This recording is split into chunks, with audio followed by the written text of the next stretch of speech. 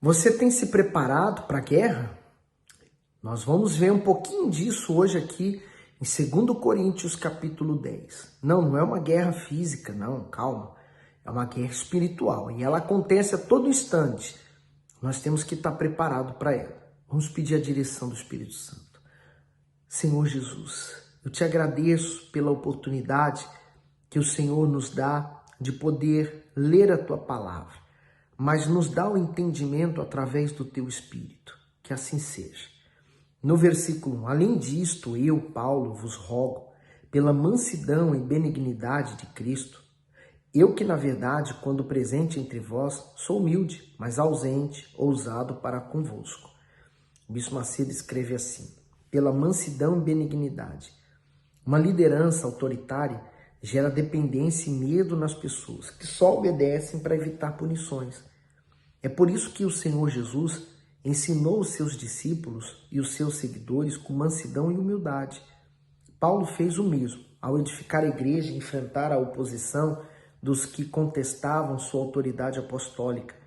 Ele desejava imitar o Salvador, que com ensinamentos, equilíbrio e brandura, convencia as pessoas a terem prazer na obediência voluntária ao Altíssimo. É claro que isso não significa deixar de corrigir e exortar quando for preciso, pois isso é o que se espera do verdadeiro servo de Deus. E aí, continuando, ele diz no 2, rogo-vos, pois, que quando estiver presente, não me veja obrigado a usar com confiança da ousadia que espero ter com alguns que nos julgam como se andássemos segundo a carne. Porque andando na carne, não militamos segundo a carne. Quer dizer, não militamos, quer dizer, não lutamos.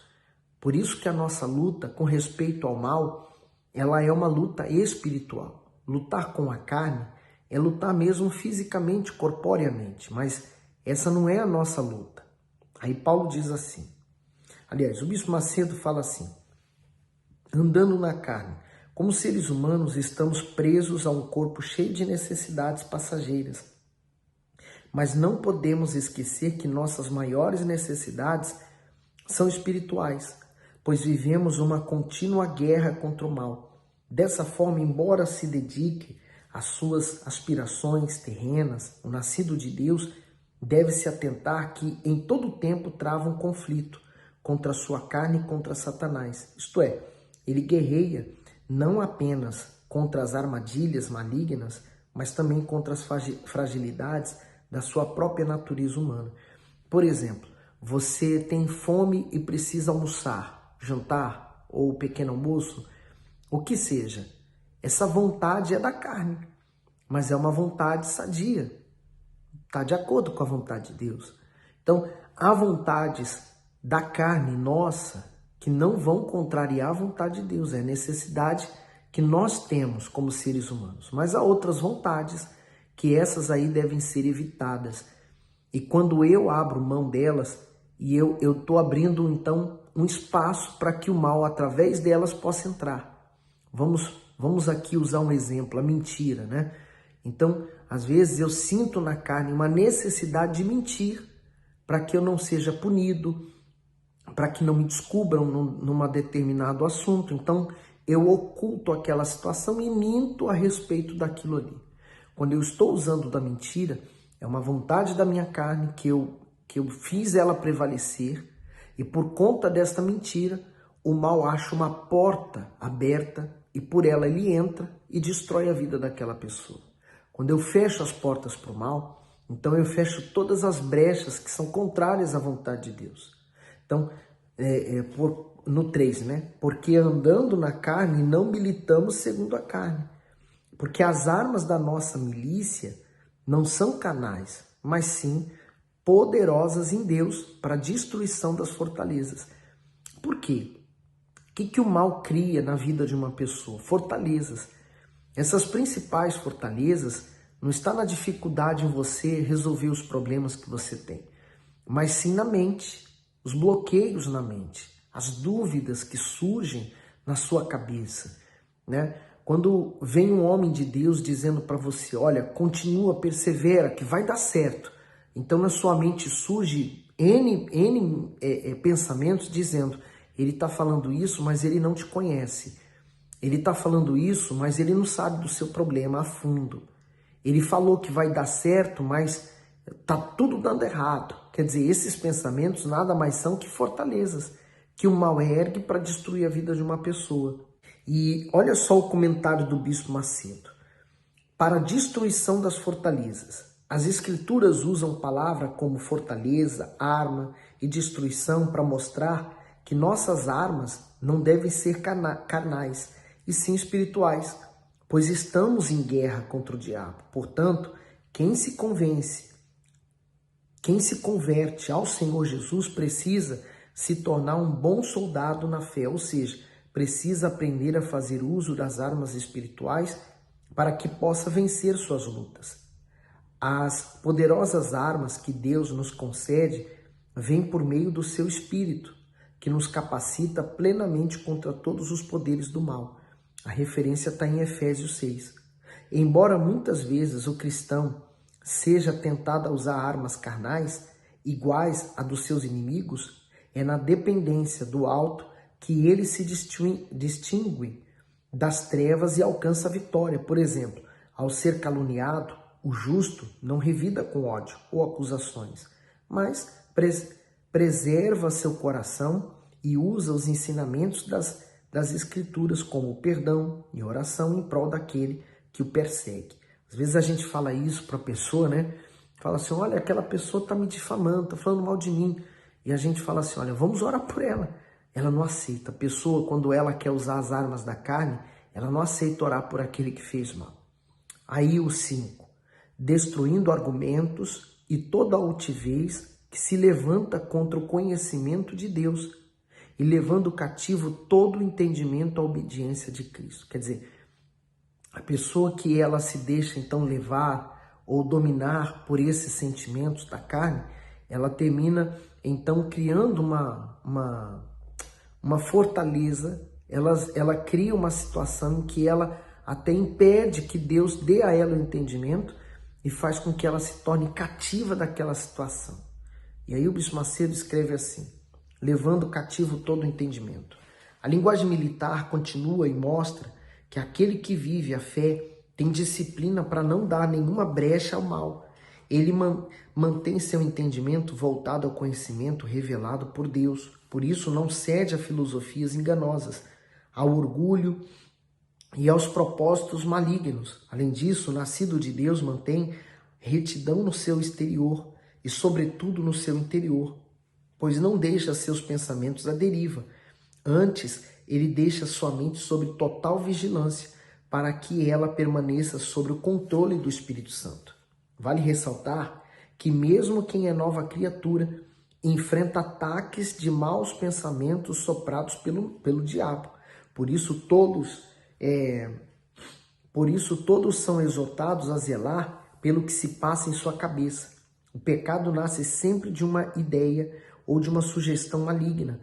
Por isso, ocupar a mente com o que é puro e cuidar do que os olhos e ouvidos veem e ouvem, seja no convívio diário, seja no entretenimento, impedem que os valores deste mundo entrem em nosso interior. E olha, você pode observar que a ideia hoje que é passada nos filmes, nas novelas, nos seriados, tudo isso, né, no meio da informação em massa, eles passam ou tentam transmitir as ideias do mal. Porque o mal vai convencendo as pessoas que aquilo que elas estão fazendo é o correto a fazer. E aí eles transmitem a ideia e convencem aquelas pessoas que estão fracas a serem iguais a elas. Por isso que você tem que manter em você os pensamentos de Deus. E você pode até perguntar, mas aonde estão os pensamentos de Deus? Na sua palavra. Quando você medita como nós estamos fazendo aqui. No 6. E estando prontos para vingar toda desobediência quando for cumprida a vossa obediência. Quer dizer, você quer se vingar do mal? Obedeça a Deus. No 7. Olhais para as coisas segundo a aparência? Se alguém confia de si mesmo que é de Cristo, pense outra vez isto consigo, que assim como ele é de Cristo, também nós de Cristo somos. Porque ainda que eu me glorie, mais alguma coisa do nosso poder, o qual o Senhor nos deu para a edificação e não para a vossa destruição, não me envergonharei, para que não pareça como se quisera intimidar-vos por cartas, porque as suas cartas, dizem, são graves e fortes, mas a presença do corpo é fraca e a palavra desprezível. Pense o tal isto, que quais somos na palavra por cartas, estando ausentes, tais seremos também por obras, estando presentes. Porque não ousamos classificar-nos ou comparar-nos com alguns que se louvam a si mesmos, mas estes se medem a si mesmos e se comparam consigo mesmos. Estão sem entendimento, porque haviam pessoas que se consideravam até melhores do que o próprio apóstolo Paulo e tentava convencer a outros a respeito disso. No 13, porém, não nos gloriaremos fora da medida, mas conforme a reta medida que Deus nos deu para chegarmos até vós. Porque não nos entendemos além do que convém, como se não houvéssemos de chegar até vós, pois já chegamos também até vós no Evangelho de Cristo, não nos gloriando fora da medida nos trabalhos alheios, antes tendo esperança de que, crescendo a vossa fé, seremos abundantemente engrandecidos entre vós, conforme a nossa regra, para anunciar o Evangelho nos lugares que estão além de vós, e não em campos de outro, para não nos gloriarmos no que estava preparado. Aquele, porém, que se gloriar, glorie-se no Senhor. Porque não é aprovado quem a si mesmo se louva, mas sim aquele a quem o Senhor o louva. E o Bispo Macedo, vamos ler aqui esse comentário. Quem a si mesmo se louva. Muitos se dizem servos do Altíssimo, porém não medem esforços na busca do conhecimento próprio. Demonstram falsas humildades com a intenção de exibir suas realizações e sua capacidade a fim de alcançar louvor humano. Paulo era fiel, sincero, conhecedor da lei e o fundador da igreja em vários lugares, mas não se vangloriava disso. Pelo contrário, ele atribuía tudo o que era e o que fazia a ação do Espírito Santo em sua vida. A satisfação do apóstolo estava na aprovação divina.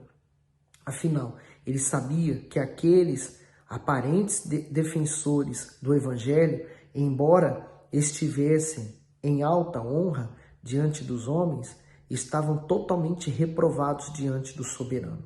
É muito forte. E eu termino por destacar o que o próprio apóstolo Paulo falou. Se eu tenho que me gloriar em alguma coisa, eu devo me gloriar em conhecer a Deus, porque que honra que nós temos de poder conhecê-lo na sua essência, né? Que maravilhoso é poder ter o conhecimento da sua palavra, dos seus pensamentos. Se você imaginar, né, no universo em que nós vivemos, tantos bilhões de pessoas em todo o mundo, no planeta Terra, e muita gente enganada, muitas pessoas servindo a outros deuses, né?